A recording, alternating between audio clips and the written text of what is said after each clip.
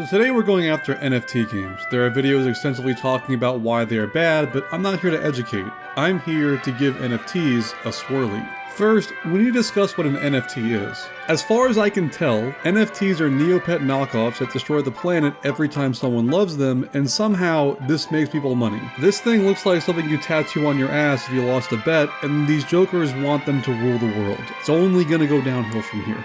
The goal is to somehow make your money playing this game. You will often hear the phrase, play to earn. Basically, you play the game and the account or characters or monsters or cards or spider tanks grow in power as you play, and then you can theoretically sell these for more money than you originally purchased them, because there's an upfront cost to get into this, and of course, to do so, you need to spend crypto money. Now, to be fair, these profits, theoretically, could be massive in an unpredictable market where people happen to arbitrarily hike the price of the Neopet you spent your time on. In practice, you get less than minimum wage for playing a minigame that makes Mario Party look like Mario Odyssey. But let's go back to one part of that sentence, a really large part of this formula, the asking price. In a post-Game Pass era, where the $60 price tag is being questioned by people and even corporations, Axie Infinity charges $400 for the 3 starter Pokemon that are all required to even try out the game. For that amount of money, you could buy a literal animal in the real world that can love you. All of that for something that's not guaranteed to make you money. These things can go up and they can go down, and there's really no product or service or anything to really gamble on. Like, yes, okay, like the stock market, you know, not always based on the most reasonable and logical of things.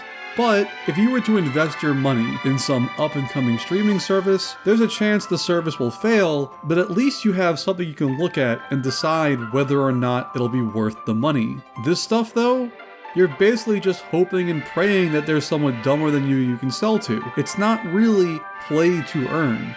It's pay to play to earn, maybe. It's false. We created it. It's totally made up. Pure fiction. And I'm not even coming at this from the perspective of it's bad if people provide services and games to make real world money. I do think a lot of the current methods are bad, and I do think that it can often get out of hand, and when unregulated, it can lead to some pretty sketchy, pretty unethical things. But I'm not against the idea entirely. A cool version of this could be digital versions of Renaissance fairs, but for fantasy multiplayer online games. Come, let us gingerly touch our tips. People are paid by the developers to be quest NPCs and accurately respond to true player role-playing. Obviously, I'd want this to be treated like an actual job, including the employment protections and just a general decent treatment, but it could be cool. There are ways that you could have a money-making by playing game scheme and it not really be a scheme, it could just be a job. This isn't that though. This is just gambling. The first thing we need to talk about is how slot machines work. Every machine has a computer chip inside it called a random number generator, or RNG, and that chip is making mathematical calculations very quickly, about 1,000 times a second, to determine which combination of symbols should appear in the reel. It means when you see the reel spinning, the actual result of what will appear on those pay lines has already been chosen by the RNG. So in reality, a slot machine wouldn't even need the spinning reels to show you whether you won or lost, but it's certainly a lot more exciting to see those spinning reels. Now, if you're an industry insider like me, and by that I mean you are following the industry inside of Twitter, you also know that a lot of developers or publishers are playing will they won't they with including NFTs in their games. You have some people you'd bet your bottom ape are trying to get in on this, like Ubisoft, who have finally made it relevant for me to utter the phrase, you couldn't pay me to play your games. But make no mistake, this isn't limited to one collection of French abusers. Even my beloved Stalker series wasn't immune, although they immediately backed off after everyone made fun of them, because if there's one thing that Stalker's Jenkinstein engine needed, it's stock market integration. Cool. But these are the people flirting with NFTs. Let's see one of the ones that are married to it. Axie Infinity. Based game, they have their own kind of blockchain sidechain here, and they had a huge year in 2021. They essentially led the way for play-to-earn games. This is the one you hear about the most from modern scholars like CryptoStash and Inspector Mindblow. And with names like that, how could you not pay to play to earn, maybe? Making money playing video games is no longer just for the pros. Alright, let's see what this default RPG character of a person says next. And then jump in our Discord and join our community of stashers where we talk about NFTs, gaming, and the metaverse. Jesus Christ. And we're going to be seeing the release of Lunacia, which is their land gameplay, and also V2 of battles. So what you see right now in Axie Infinity, just kind of consider this a precursor to what they're really going to be doing in the space. Yeah, see, that's the thing with these games. Everything is proof of concept, everything is coming soon, everything is gonna be good eventually. Imagine if the development cycle of Star Citizen was merged with an unregulated stock market and you have NFT games. But now with a little bit of downturn here in the markets, we're starting to see their native token SLP take a considerable dip. But what I'm actually bullish on for Axie Infinity is not what's happening right now. It's about what is going to happen this year. One thing you'll notice about NFT games is that it seems like no matter what is happening with NFT games, it's always a sign of incredible growth and that the idea works, trust us. Now the good thing about this is that SLP is going to rebound. They've been working on the economy here, and I think that, you know, with the release of their new land play game and their new battles, this will actually help with what's going on with the economy, and all those people who've been sitting on the big fat bag of SLP and had diamond hands are going to be rewarded. If the Pokemon balloons go up in price, then it's proof that it works. If it's rapidly lowering in price as people figure out that maybe it was a bad idea to invest your retirement in Pokemon balloons because CryptoStash gave you the all clear, well, that just means it's time to buy, baby! The economy will bounce back, it's okay! Fucking Digimon will bail us out. You know that the developers can just make this shit up, right? Like, any economy already has a bit of haggling over goods with arbitrary prices, but you know that a digital asset in a digital marketplace controlled by the people producing the asset, you know that this can just be mass produced with almost no effort, and it's all made up. It's like super made up. At any point, they could just release some new type of Axie that just makes half the roster obsolete for no reason than to balance out the economy. They've been working on the economy here. Like, you know, other games are already doing. Like, Hearthstone has caught flack for this already because you bought your cards, and those cards aren't made in a stock market to appreciate. They're just cards. But even that was bad. But this even if the community thinks that your Axies are worth a lot, the developers could be like, you know what? Yours sucks. My OC is better. And then you lose actual money. Actual money. And there'd be nothing you could do about it. It's like if TV showrunners let people bet on whether or not two characters will kiss. It's like, you guys control the show. You can make them kiss or not kiss. Like, you can just do what makes you money. How is this legal? I want to jump into the volcano. I want to feel its warmth. The game has trouble balancing the economy since their epic growth, but it's committed to continually growing. This is not what you want to hear about a game that apparently pays more than most jobs in the Philippines. The worst part about that statement is whether it's true or false, it only makes the volcano stronger. Alright, number 3 on my list here is a game that has been around for quite some time. It's a well-established game, but it's been flying underneath the radar for whatever reason, but it's a game I've been playing since the beginning. Yeah, I wonder why. Jesus Christ, this looks like the Moonbase Alpha version of Twisted Metal. John Madden. So, after reading all of that, my first question is, of course, how do I start? Well, thankfully there's a cottage industry of f***ing videos that goes over this stupid shit. And the first step is to load a wallet with cryptocurrency, because of course it is. But what about playing the game for free? You'd think that a game like this would thrive off getting members in the door without a payment plan, only to offer them stuff to purchase later on. This is how Fortnite went from a cute little tower defense game to something that could conceivably buy an entire country. But no, we're beyond normal aggressive money-making tactics. We're on stupid money-making tactics. So in this game, you have to buy 3 creatures, each of which are at least $100, usually more. And you can see that the scaling for some of these go really, really high. This Axie's on sale for $2,162. And it seems like there's a lot of hoops to jump through. This is the Axie marketplace. This is where you can buy Axies. There's no other way to get them in the game except for breeding. So to get your initial Axie team, you actually need to be either given them, which doesn't really happen, or you buy them. Now, you can see the USD price tag. Now, it costs more money or small love potions, which is how you breed the Axies. It costs more of those as you go. So the first time you breed an Axie, if they have 0 of 7 breeds, it costs 100 SLP or small love potions per Axie, and a little bit more of another currency called AXS. But the next time you breed those same Axies, they cost 200.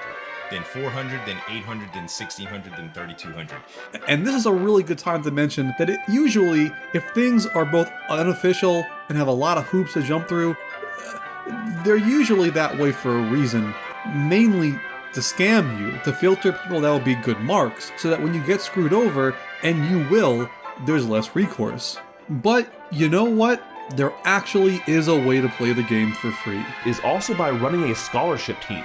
So that means having the assets and then loaning them out to people who want to play the game on the daily, and you're taking a bit of those profits, right? Scholarship programs.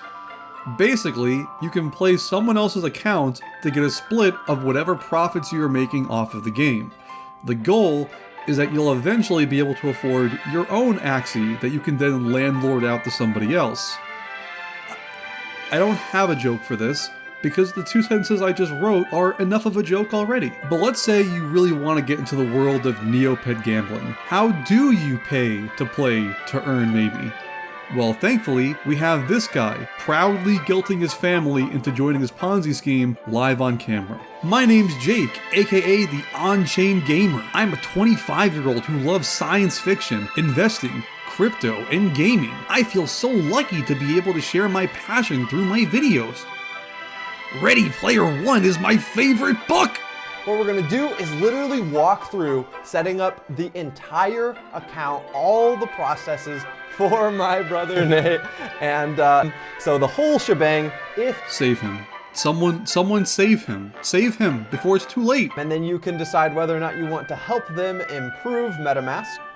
All right, and we're gonna create a password. We're gonna have a seed phrase that you have to write down somewhere, and it's like a super like backup so that you can always get into your MetaMask account. Wait, so for one of the largest crypto wallets in the world, with 2 million members, you can get into an account with a secret catchphrase? I wonder how many crypto accounts you could hack by using the phrase "to the moon." I'm not saying do it, obviously, legally, ethically, I'm not saying to do it. I'm only saying it's probably a lot. He has a better starting team than I did, for sure. All right. You know, NFTs are relatively new, and this guy's channel is kind of old. I wonder what kind of content this guy was making before he did NFT garbage. Jake, Yeah? go out there and win this game for America. So now, I'm out. I'm out. too. And for that reason alone, I'm out. Blockchain games are set to explode in 2022, enabling players all over the world to actually get some value back from the time they spend in game. Fuck off. I don't play games because it's valuable. That's not why I found all the precursor orbs in Jak 2. It's not why I spent hundreds of hours exploring the Mojave. It's not why I clenched my cheeks playing Amnesia, and it's not why I cried when I beat Okami. I play games because they enrich my life. And now, I know the only thing you NFT morons heard in that statement was rich, but I want to echo what many are already saying. Not everything in life needs to make you money. And honestly, it probably shouldn't. Not everything in life should just be productive in general. Sometimes relaxing is cool. Money does make our current world go round, but the minute you make something a job, you fundamentally change how you engage with it. And I'm not even talking about the game's quality plummeting when you make its systems tied to some kind of financial incentive, although, let's be clear, it absolutely does. I'm saying that even if you just took Mario and changed nothing but the fact that Nintendo personally gave you 1 cent every time you picked up a yellow coin, it would still affect the gameplay. You may think it won't, you may think to yourself, I'll just keep on doing my thing, and just that now that money's involved, I'll get some money back. But our brains are smarter than that. It'll start giving you thoughts like, hey, you're kind of bored of this game that you're playing right now. You could be playing that other game that actually pays you. You could be making money. And while you may resist that thought, the thought still comes nonetheless, again and again. You know, I actually had a video about how the proliferation of XP systems and skill systems or skill points or skill trees or whatever in games is kind of ruining the soul of video games in a lot of ways and making them just shallow, repetitive Skinner boxes that keep you trapped for microtransactions over and over again. But before I got to that video, something even more soulless has taken its place. And the problem is, it's catching on. The impression that I get when I see comments about NFTs is that it's a funny failure, like an internet tough guy talking about confirmed kills when you insult his favorite movie. It's never, actually gonna happen. And I mean, I get why you'd think that. It all sounds pretty dumb, right? Like, look at these titles: Axie Infinity, Spider Tanks, War Riders, Star Atlas, Blankos. These sound like fake game names in an NBC drama. Hey, you. I want to talk to you about Venus. Do you know who stole her avatar? He's making a run for it, boss. Okay, here. This one. Adam. Why would gamers even adopt this? Why would gamers buy these games? Well, the problem isn't gamers. So if you want to come on this little journey of learning and understanding this whole new realm of gaming on the blockchain, then this is potentially the video for you. Now don't worry, my channel isn't going to become a gaming channel. I'm not a gamer myself. The beauty of Axie Infinity is it actually gives you a way to be involved in the ecosystem without having to actually play the game yourself. That's what really excites me about it. It's these guys. It's investors. They look at this thumbnail and they see the $2,000 on the right, not the cry for help smile on the left. They see games as an avenue for an investment, not as an art form or even a hobby. They see gaming the way Tencent sees gaming. And Tencent is, if nothing else, very successful. The only reason people see them as irrelevant is because they haven't gotten to your games yet. Make no mistake, it only takes one Genshin Impact to start pushing this and suddenly it seems 10 times more legitimate to stupid managers. Managers who are only worried about a line pointing the right way long enough that they can get promoted and abandon ship when the bubble pops. And make no mistake, this bubble is going to pop. Even if you make the bubble look like a Pokemon.